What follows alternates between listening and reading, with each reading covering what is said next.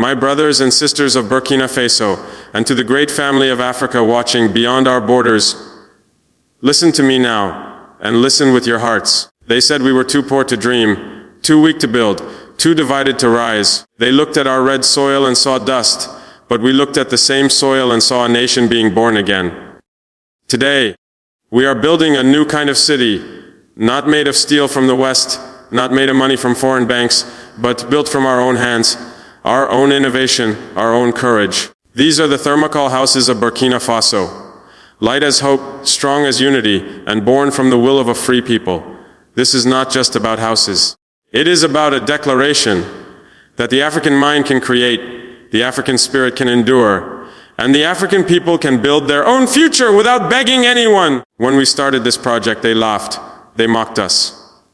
Thermocol, they said, it will melt, it will fail. But I told them, the fire of Africa does not destroy, it forges! What they called impossible, we turned into a symbol of freedom. Today, thousands of families sleep under a roof built by their brothers and sisters, not by a foreign contractor, not by a foreign loan. Children wake up to sunlight entering homes that cost almost nothing, yet carry the dignity of a king's palace. Because freedom itself is the greatest luxury of all. We chose Thermocol because it is simple, it is local. It is ours. It keeps the homes cool under our fierce sun and warm in the cold nights of the Sahel. But more than that, it represents the power of African invention. We no longer wait for Europe to bring us technology. We invent our own. This new city, this city of hope, stands as proof that we can transform dust into destiny. Every wall here tells a story. Every house says, wood did not surrender. Every smile says, Burkina Faso stands proud again. And my people, do you remember how long we have been told that only foreigners can develop Africa? That we must sell our gold, our cotton, our uranium, our future, just to get a small loan? I say no more. The time for dependence is over. The time for dignity has come. Our ancestors built empires with bare hands and no machines. They built with unity, courage, and faith. Today we do the same. We are rebuilding a new empire, not of war, but of creation, not of conquest, but of cooperation, not with guns, but with hearts burning for justice. And to the youth of Africa, listen to me. You are not the future, you are the present. Do not wait for others to bring you opportunity. Build it, invent it, shape it.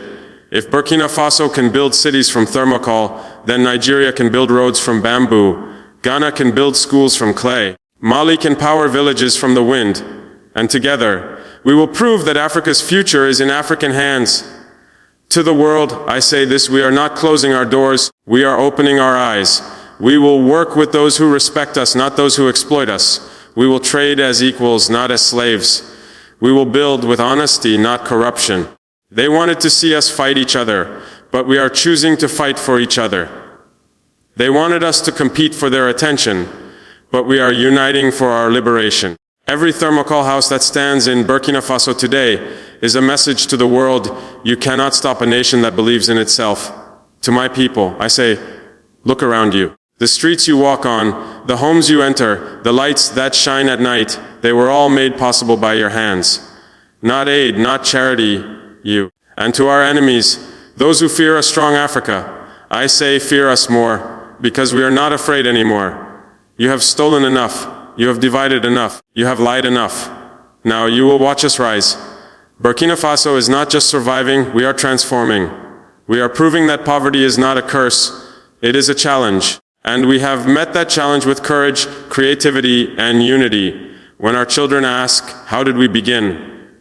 We will tell them we built our homes from hope and our cities from freedom. We turned what was small into something eternal. My voice is not just mine. It carries the heartbeat of millions who refuse to kneel. It carries the fire of our ancestors who died believing Africa would rise again. That day has come. So I say this to every African leader, every worker, every dreamer, stand up, rise up, build up. Do not wait for permission to change your destiny. No one will hand us our freedom. We must build it with our own hands, block by block, dream by dream. And when the world looks at our Thermocol cities shining in the desert, they will not see weakness. They will see the rebirth of African power. This is the beginning of a new kind of city, a new kind of hope, a new kind of Africa. And we, the people of Burkina Faso, are proud to say, "We built it ourselves." The first message of this speech is about reclaiming the power of creation and innovation from within Africa itself. Ibrahim Traoré declares that the Thermocol city is not just a physical project but a spiritual awakening. For generations, Africans were told they could not build without foreign help, that progress came only through Western systems. In this speech, he destroys that lie. He presents the construction of thermocol houses as proof that African minds and hands can design, innovate, and achieve on their own terms. The material itself, light, simple, and locally available, becomes a symbol of self-reliance. He speaks directly to his people's pride, saying that what was mocked by others has become the foundation of dignity and independence. It is a statement that Burkina Faso will no longer depend on loans or approval from others, but will build from its own soil, its own courage, and its own imagination. The second core point is unity and shared struggle. Traore reminds his people that every house built is a product of collective effort. Soldiers, engineers, workers, and villagers all share in this creation, proving that true power is not in weapons or money, but in unity. He speaks of families sleeping peacefully under roofs, built by fellow citizens, not foreign hands. This unity turns ordinary construction into an act of liberation. The speech shows that each citizen is part of a national mission, and that collaboration replaces dependency. By building together, they also rebuild trust, faith, and national purpose.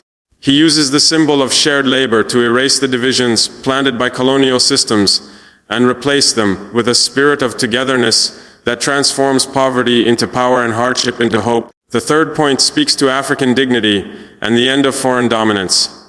Traore delivers this with sharp conviction that Africa will no longer beg, borrow, or wait for development dictated by outsiders. He challenges the old world order that kept Africa in chains of dependency, declaring that the time for servitude is over. The Thermocol city becomes a political and emotional weapon, showing that freedom is not only about flags and borders, but about economic and intellectual control.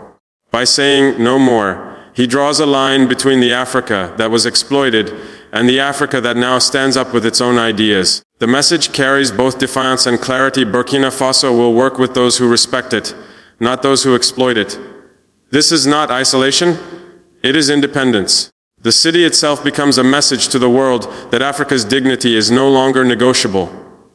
The fourth point is directed to Africa's youth, a call to awaken.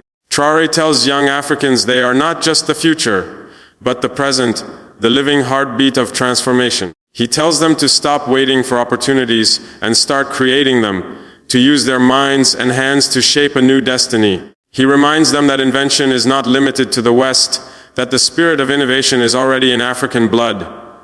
If Burkina Faso can build cities from thermocol, he says, then other nations can find their own way to innovate from local materials.